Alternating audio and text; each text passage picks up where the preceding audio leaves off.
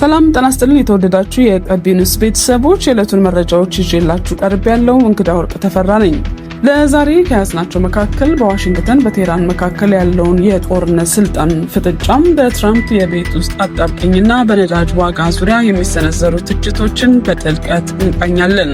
በመቀጠልም የታይዋንን የጦር መሳሪያ ሽያጭ እገዳም፣ በፍልስጤም አምባሳደር ላይ የተደረገውን የአሜሪካ የቪዛ ዛቻና በምስራቅ ኮንጎ የደረሰውን አሳዛኝ ክስተት ጨምሮ አጫጭር የዓለም አቀፍ መረጃዎችን ሙሉ ይዘታቸውን ጠብቁም ወደ እናንተ እናደርሳለን። አብራችሁን ቆዩ።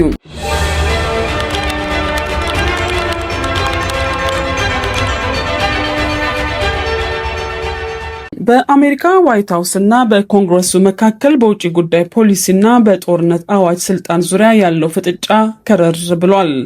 የአሜሪካ የተወካዮች ምክር ቤት የሪፐብሊካን መሪዎች ፕሬዚዳንት ዶናልድ ትራምፕ ከኮንግረሱ ግልጽ ፈቃድ ውጪ ከኢራን ጋር ወደ ወታደራዊ ግጭት እንዳይገቡ የሚገድበው የውሳኔ ሀሳብ ድምጽ የመስጠት ሂደት በድንገት ሰርዘውታል። ይህ ውሳኔ የተሰረዘው ተመሳሳይ የህግ ረቂቅ በሴኔቱ በኩል በከፍተኛ ድምጽ በጸደቀ በሁለት ቀናት ውስጥ መሆኑ ጉዳዩን ይበልጥ አነጋጋሪ አድርጎታል። ይህ በኢራን ምክንያት የተፈጠረው ውጥረት የፕሬዝዳንት ትራምፕን የቤተሰብ ህይወት ጭምር እየፈተነ ይገኛል። ትራምፕ በዚህ ሳምንት መጨረሻ ላይ በሚካሄደው የልጃቸው የዶናልድ ትራምፕ ጁኒየር ሰርግ ላይ ላይገኙ እንደሚችሉ ገልጸዋል። ይህ ጊዜ ለኔ በጭራሽ አመቺ አይደለም፣ በእጄ ላይ ኢራን የሚባል ትልቅ ጉዳይ አለብኝ ያሉት ፕሬዝዳንቱ በሰርጉ ላይ ከተገኘውም እወቀሳለሁ፣ ካልተገኘውም በሐሰት ዜና አውታሮች እወገዛለሁ ሲሉ በምሬት ተናግረዋል።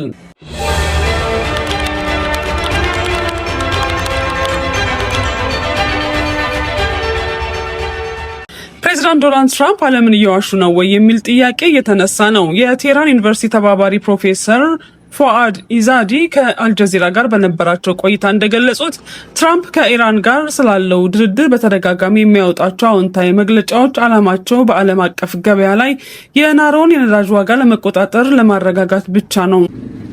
አሜሪካውያን ጦርነቱን የሚቃወሙት በሚሳኤል ወጪ ብቻ ሳይሆን በማደያዎች በሚከፍሉት የነዳጅ ዋጋ ጭምር መሆኑን የጠቀሱት ፕሮፌሰሩ ኢራን ግን በጦርነቱ ሳቢያ የደረሰባት የ250 ቢሊዮን ዶላር የኢኮኖሚ ውድመት ካሳ ማግኘት በድርድሩ ጠረጴዛ ላይ ዋነኛ አጀንዳዋ እንደሚያደርገው አስታውቀዋል።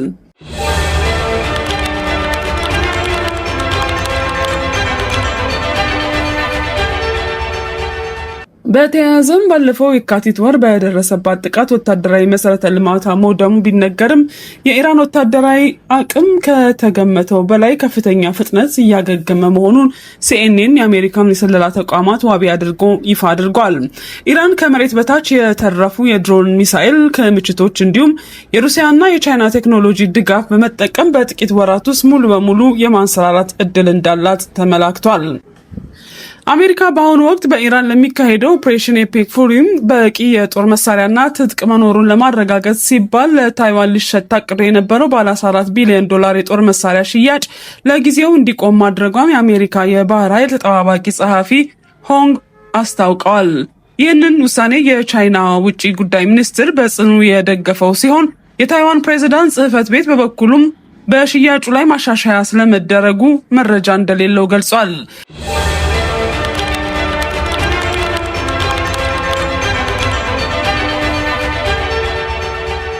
በሌላ ዲፕሎማሲያዊ ውጥረት የተባበሩት መንግስታት ድርጅት የፍልስጤም አምባሳደር የሆኑትን ሪያድ መንሱርን ለጠቅላላ ጉባኤ ምክትል ፕሬዝዳንትነት ያቀረቡትን እጩነት አንስተዋል። ይህም የሆነው የአሜሪካ የውጭ ጉዳይ ሚኒስትር እጩነት ካልተነሳ ለፍልስጤም የልዑካን ቡድን የተሰጠውን የአሜሪካ ቪዛ እንደሚሰረዝ በማስጠንቀቁ ነው። ዋሽንግተን የእሳቸውን እጩነት የትራምፕን የጋዛ የሰላም እቅድ ያደናቅፋል ብላለች። በእሳቸው ምትክ የሊባኖስ አምባሳደር ቦታውን እንደሚረከቡ ታውቋል።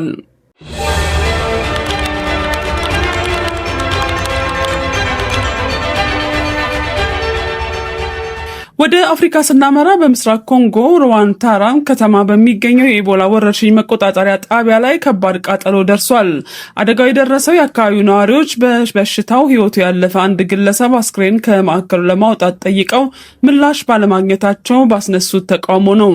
መንግስት በበኩሉ በወረርሽኙ የሞቱ ሰዎች ለብቻቸው እንዲቀበሩ የወሰነ ሲሆን ይህ ክስተት ወረርሽኙን ለመቆጣጠር የሚደረገውን ጥረት አደጋ ውስጥ የከተተ ሆኗል።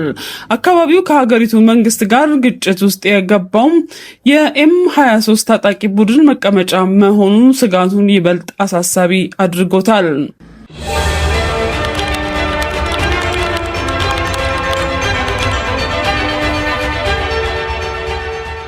የተወደዳችሁ የቀቢ ኒውስ ቤተሰቦች አሁን ደግሞ በዓለም ዙሪያ የተሰሙ አጫጭር መረጃዎችን በተከታታይ እናቀርባለን። በመጀመሪያ ከኢራን የሀገሪቱ ደህንነትን የሚያደፈርስ ቡድን በመፍጠርና በአሸባሪ ድርጅት አባልነት የከሰሰቻቸውን 2 ሰዎችን በሞት ቀጣለች። በሌላ በኩል የኢራን ውጭ ጉዳይ ሚኒስትር ቃል አቀባይ እስማኤል ባጋይ ቴህራን ጦርነቱን ለማስቆም ባቀረበችው ባለ 14 ነጥብ እቅድ ላይ የአሜሪካን ምላሽ እየገመገመች መሆኑን ገልጸዋል።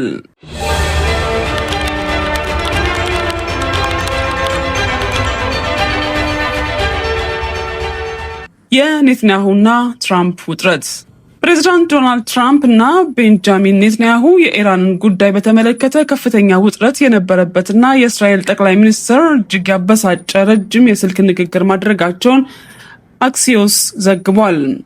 ትራምፕ በ30 ቀናት ውስጥ ድርድር እንዲካሄድ የሚያስችል የፍላጎት መግለጫም በአሸማጋዮች በኩል የተዘጋጀ መሆኑን ቢናገሩም የዋይት ሀውስ ከፍተኛ ባለስልጣን ስቴቨን ሚለር ግን ኢራን በአሜሪካ ሀሳብ ካልተስማማች ከባድ ወታደራዊ ቅጣት ይጠብቃታል ሲሉ ዝተዋል።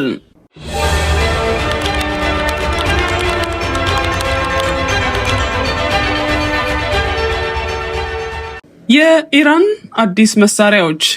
ኢራን አሜሪካ ጥቃት ፈጽማለሁ እያለች ባለችበት በዚህ ወቅት በጦር ሜዳ ላይ ገና ጥቅም ላይ ያልዋሉና ያልተሞከሩ የላቁ ዘመናዊ የጦር መሳሪያዎች ለአገልግሎት ዝግጁ ማድረጓን ለሩሲያ መገናኛ ብዙሃን አስታውቃለች።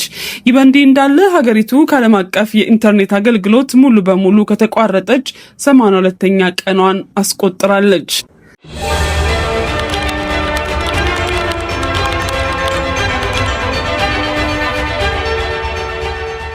ከጋዛና ሊባኖስ። በጋዛ ሰርጥ እስራኤል በፈጸመችው ጥቃት ቢያንስ 4 ፍልስጤማውያን መገደላቸው የተሰማ ሲሆን በደቡባዊ ሊባኖስ ደግሞ ሂዝቦላ እስራኤል በሲቪሎች ላይ የፈጸመችውን ጥቃት ተከትሎ በእስራኤል ወታደራዊ ቦታዎች ላይ ሰፊ የሮኬትና የመድፍ ጥቃት መፈጸሙን አስታውቋል።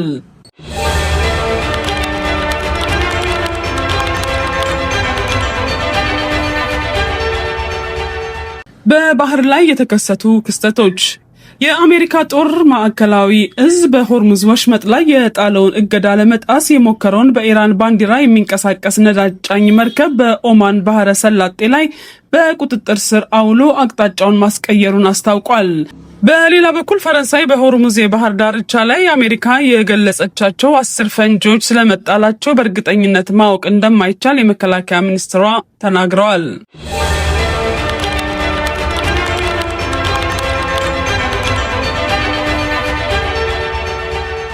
የማዕቀብ መነሳት። የአሜሪካ የግምጃ ቤት ዲፓርትመንት በተባበሩት መንግስታት ድርጅት የፍልስጤም ልዩ ሪፖርተር በሆነችው ፍራንቺስካ አልባኔዝ ላይ ከዓለም አቀፍ የወንጀል ፍርድ ቤት ጋር ተያይዞ ተጥሎ የነበረውን ማዕቀብ ማንሳቱን በይፋ አስታውቋል።